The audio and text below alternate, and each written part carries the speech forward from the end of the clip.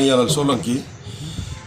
આજે સવારે 10:30 વાગે દરિયામાંથી મને એક ફિશિંગ બોટમાંથી વાયરલેસ દ્વારા મેસેજ મળ્યા કે ભાઈ અહીંયા આજુબાજુમાં એક બોટ, અજાણી બોટ જે જૂની છે, માણસો 2 થી 3 જ દેખાય છે, કોઈ એની અંદર ઝાડ કે કોઈ વસ્તુ નથી, તો આ કોઈ ઇલીગલ પ્રવૃત્તિ કરવા માટે નીકળેલી બોટ હોય એવું લાગે છે। એમ છતાં મેં મારા કહેવાથી આ બોટો, આપણી ફિશિંગ બોટો જાફરાબાદની એની પાછળ જ ગઈ, તો એ ફૂલ સ્પીડ મૂકી અને ત્યાંથી આગળ નીકળી ગઈ।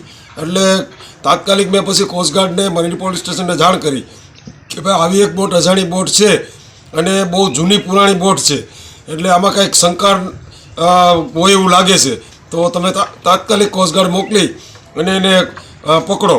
એટલે કોસ્ટગાર્ડનું જહાજ, કોસ્ટગાર્ડનું હેલિકોપ્ટર અત્યારે ત્યાં પહોંચી ગયું છે અને એને પકડવાની કોશિશ કરે છે, પરંતુ હજી પણ એ ભાગવા માટે કોશિશ કરે છે બોટ, એટલે કાંઈક પણ એમાં શંકા હોય એવું લાગી રહ્યું છે।